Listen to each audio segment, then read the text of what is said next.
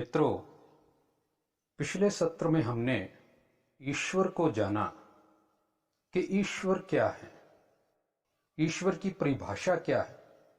आज हम इस सत्र में जानेंगे कि भगवान क्या है, भगवान की क्या परिभाषा है। मित्रों, जो भग शब्द है वह संस्कृत की भज धातु से बना है। शब्द को समझने के लिए सबसे अच्छा जो वर्तमान में परिभाषा है वह है अपने इर्द गिर्द की चीजों को समझना, उनके शब्द और अर्थों को समझना। जैसे जो जल शब्द है उससे मिलता जुलता शब्द है जाल।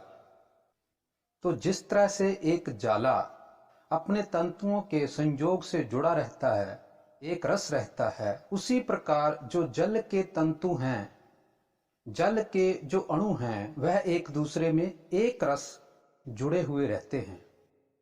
इसी तरह से आप इसको शब्दों को उल्टा करके भी उसके अर्थ को समझ सकते हैं। जैसे जल का उल्ट हुआ लज्ज। अच्छा, लज्ज शब्द से लज्जा ले सकते हैं। लज्जा यानी सौम्यता, शर्म। जैसे कोई कह देता है कि मैं तो भाई पानी पानी हो गया, उसको लज्जा कहते हैं। तो यह भी जल का ही एक प्रकार है। ऐसे ही आप कोण को समझ सकते हैं।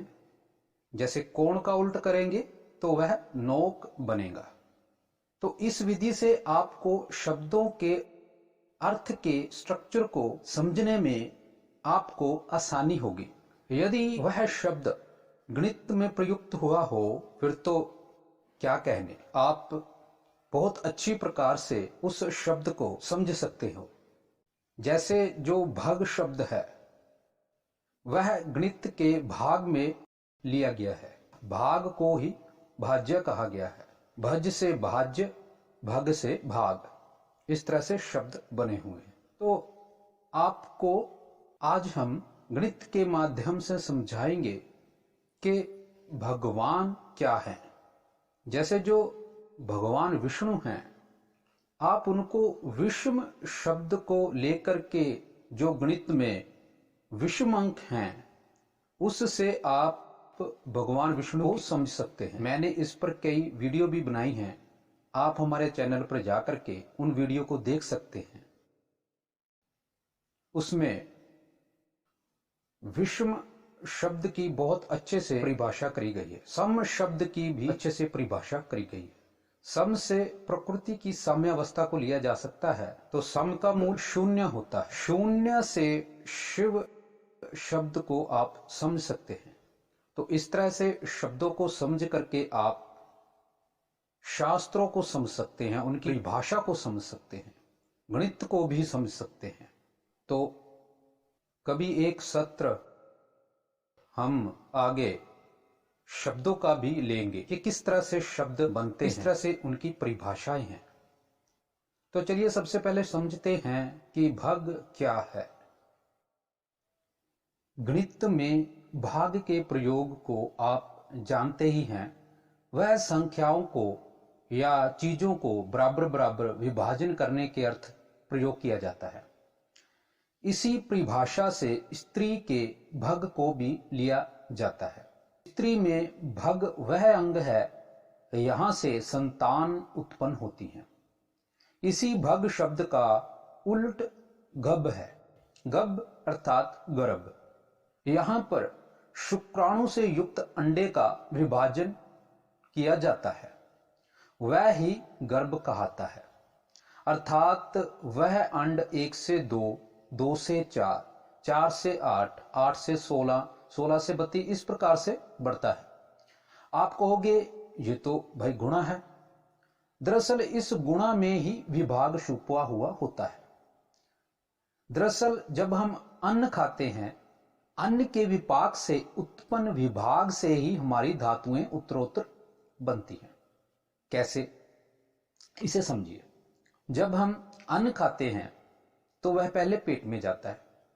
पेट में उसका विभाग होता है, उस विभाग से एक मल बनता है, एक रस बनता है। मल बाहर आ जाता है और रस आगे चला जाता है।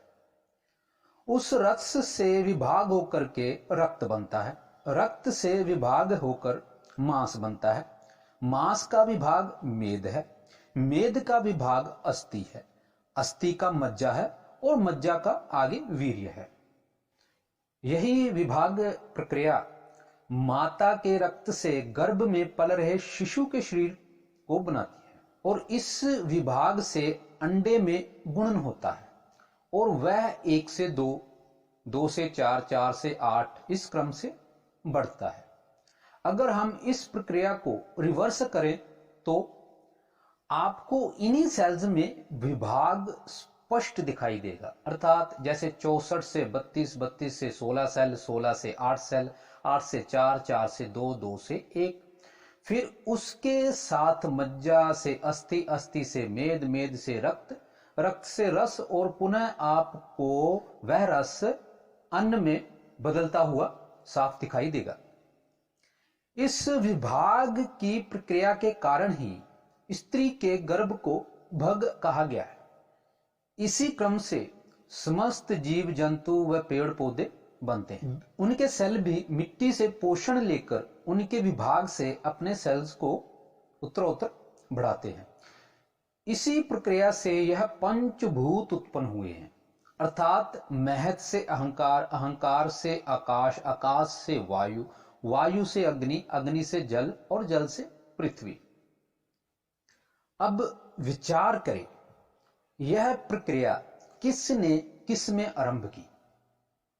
इसे समझने के लिए आप अच्छे से शिव पुराण पढ़िए।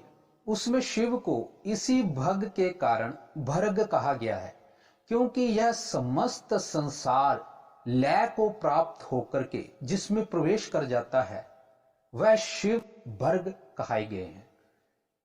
समस्त संसार का बॉडी स्ट्रक्चर जिसके ज्ञान में है वह शिव कहते हैं और फिर वह शिव अपनी शक्ति के माध्यम से इस स्ट्रक्चर को प्रकट कर स्वयं प्रकट होने से वह ही स्वयंभू कहते हैं।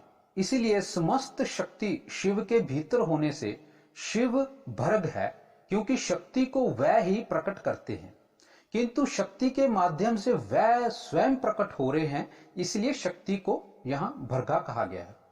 यह सब संसार उन्हीं के विभिन्न विभाजनों से उत्तरोत्तर प्रकट हो रहा है, इसलिए शिव भगवान वह शक्ति भगवती कहती हैं। फिर वह अनुरूप संसार को प्रकट करने के लिए विष्णु को उत्पन्न करते हैं, वह सब का पालन करते हैं। फिर उनसे उत्पन्न ब्रह्मा, शक्ति से उत्पन्न गणपति जी, सूर्य और उन सब के जो विभिन्न अवतार हैं वह भी अपने अपने तत्वों के विभाग में विराजने से भगवान कहते हैं। इसी से यह जो सुंदर अद्भुत सृष्टि प्रकट हो रही है यह उसी भगवान के भाज्य से प्रकट हो रही है। इसलिए जब हम उसकी अद्भुत सुंदर रचना का वर्णन करते हैं तो उसको भजना कहते हैं। उसी से भजन शब्द बना है, इसी भग शब्द से भाग्य शब्द बना है। यह जो हम अपना कर्म करते हैं उसमें धर्म भी होता है, अधर्म भी होता है। उस धर्म अधर्म के भाग्य से हमें जो फल मिलता है उसी को भाग्य कहते हैं। तो ये जो मैंने परिभाषा बताई आज वह भगवान की थी। अगले सत्र में हम जानेंगे कि भगवान के 24 अवतार क्या हैं, उसका गणित क्या है।